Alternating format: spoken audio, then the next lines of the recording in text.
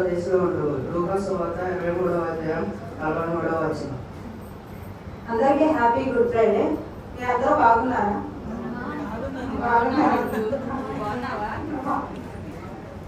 యేసుక్రీస్తు వారు శిలువలో పలికిన రెండవ మాట.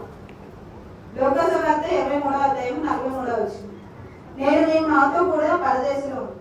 అంటే ఇక్కడ యేసుక్రీస్తు వారితో పాటు ఇద్దరు దొంగల్ని కూడా సిలువ వేశారు. అయితే ఆ ఇద్దరు దొంగల్ని యేసుక్రీస్తుతో పాటు ఎందుకు సిలువ వేశారో యెషయా గ్రంథము 53వ వచనం 12వ వచనం. యెషయా గ్రంథము 53వ అధ్యాయము 12వ వచనం.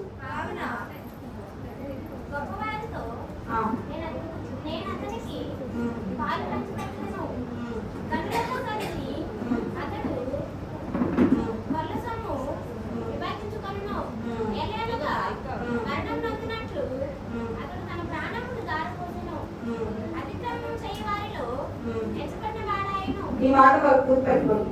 అతిక్రమం చేయవాలని ఎంచబడ్డాను. అంటే ఇక్కడ ప్రవచనం నెరవేరాలని ఇలా జరుగుతుంది. అయితే ఇక్కడ ఎంత జరిగినప్పటికీ కూడా ఆ ఇద్దరు దొంగల్లో ఒక దొంగ మనసు మారింది.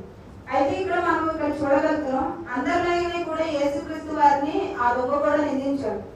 అయితే ఇక్కడ యెషయా 53:12 ప్రకారం చెప్పిన ప్రకారంగా ఆ ఇద్దరు దొంగల్లో కూడా మారు మనసు పొంది పశ్చాత్తాపడ్డాడు. అంటే ఇది ఎలా సాధ్యమైంది? దేవుని యొక్క ప్రార్థన విన్నాడు కాబట్టి, దేవుని యొక్క సువార్త విన్నాడు కాబట్టి యొక్క దొంగ మనసు మారింది. అయితే ఇక్కడ దేవుని యొక్క ఒకటే ప్రార్థన చేశాడు, ఏమని? వీరిని క్షమించు అని యేసుక్రీస్తు వారు ఒకటే ప్రార్థన చేశాడు.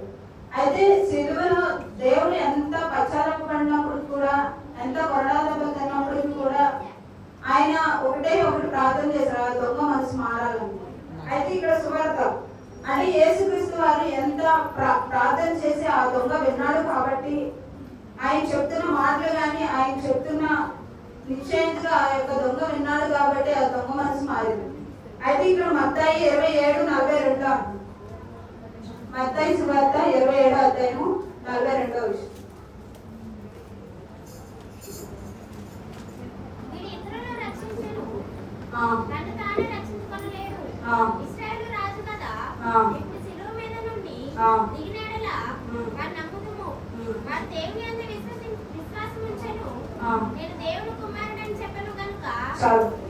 ఇతరులను రక్షించును. అంటే అయితే ఇక్కడ ఆయన రక్షకుడే. మత్తయి 27వ అధ్యాయం 40వ వచనం.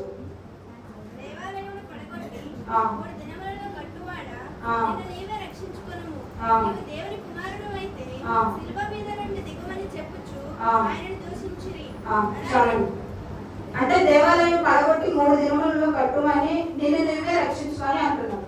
అంటే ఇక్కడ ఆయన గొప్ప శక్తిమంతుడైన అర్థమవుతుంది. మత్తయి 27వ అధ్యాయం 43వ వచనం.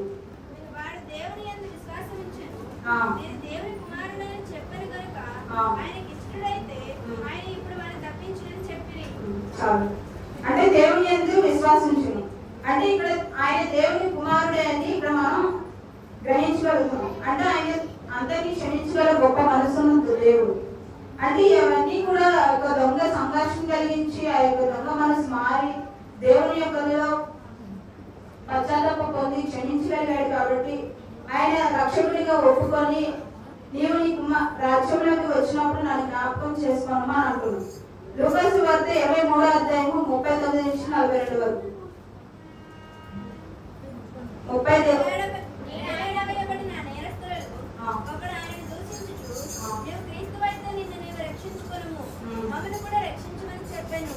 అయితే రెండవ వాడు వాడిని గద్దించి, నీవు అదే శిక్షా విధిలో ఉన్నావు కనుక దేవునికి భయపడవా? మనం చేసిన వాటికి తగిన ఫలము పొందుచున్నాము కానీ ఈయన ఏ తప్పిదమున చేయలేదని చెప్పి ఆయనను చూచి, యేసు ప్రభువా, నీవు నీ రాజ్యంలోనికి వచ్చినప్పుడు నన్ను జ్ఞాపకం చేసుకోనమనెను. అందుకు ఆయన వారితో, నేను నీవు నాతో కూడా పరదేశంలో ఉండు అని నిశ్చయముగా నీతో చెప్పుచున్నాను. అంటే ఇక్కడ యేసుక్రీస్తు వారు ఆలోచిస్తున్నాను, నేను నీవు నాతో కూడా పరదేశంలో ఉండు అని నీతో నిశ్చయముగా చెప్పుచున్నాను. అంటే ఇక్కడ ఈ వాక్యంలో మనం చూడగలిగితే 2 విషయాలు గ్రహించుకోవాలి. ఒకటి ఆత్మభావం, ఇంకోటి సమయం నిలుచుకోవాలి. అంటే ఆత్మభావం యేసుక్రీస్తు వారు చివరి క్షణాల్లో కూడా ఆయన గురించి పట్టించుకోకుండా మన గురించి, మన రక్షణ గురించి, మన రక్షణ పొందాలని దేవుడు ఒకటే ఆలోచించారు కాబట్టి ఆయన ఎంత కొరడాలతో తలకు ముళ్ళ కిరీటం పెట్టబడినప్పుడు కూడా ముఖంపై ముగ్గు వేసినప్పటికీ కూడా ఆయన ఒకటే సువార్త పంచగలిగారు. అంటే ఇక్కడ మనం చూడగలుగుతున్నాం అయితే ఒకటే మనం కూడా ఒక బంధువులో కానీ మన ఫ్రెండ్స్ లో దాని గురించి కానీ ఒక అటువంటి రక్షణ భారం కలిగి ఉన్నామా, అటువంటి ఆత్మ భారం కలిగి ఉన్నామా? సమయం మించిపోలేదు. ఎఫెసీ పత్రిక 5వ అధ్యాయం 15-16 ఎఫెసీ పత్రిక 5వ అధ్యాయం 15-16 దినములు చెడ్డవి గనుక మీకు సమయం పోనీయక సద్వినియోగం చేసుకొనుచు అజ్ఞానం వలె కాక జ్ఞానం వలె నడుచుకున్నట్టు జాగ్రత్తగా నడుచుకొనండి. అంటే ఇక్కడ సమయం మించిపోలేదు. అంటే సమయం పోనీయక సద్వినియోగం చేసుకోవడం అజ్ఞానం వల్ల కాక జ్ఞానం వల్ల నడుచుకోవాలని జాగ్రత్తగా చూసుకుని అని చెప్తుంది. అంటే మనం ఎంత పాపం చేసినప్పటికీ కూడా మన రక్షణ అనుగ్రహించాలని దేవుడు ఒకడే ఎప్పుడు కూడా మన కోసం, నీ కోసం, మన కోసం ఎప్పుడు కూడా సిద్ధంగా ఉంటాడు. అంటే చివరి క్షణంలో కూడా ఆ దొంగ యేసుని రక్షకునిగా అంగీకరించాడు. మనం ఒకటి పరిశీలించవచ్చు. అయితే మనం కూడా అటువంటి పాపంలో కూరుకుపోయి ఉన్నాము. ఒకసారి మనం ఆలోచించలేదు. ఇంకా సమయం మించిపోలేదు. ఇప్పటికైనా యేసు ఎదుగు రండి.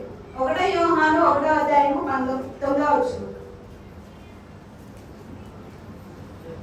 1 యోహాను 1వ అధ్యాయం 9 మన పాపములను మనం ఒప్పుకొనిన యెడల ఆయన నమ్మదగిన వాడును నీతిమంతుడును కనుక ఆయన మన పాపములను క్షమించి సమస్త దుర్నీతి నుండి మనల్ని పవిత్రంగా చేయును.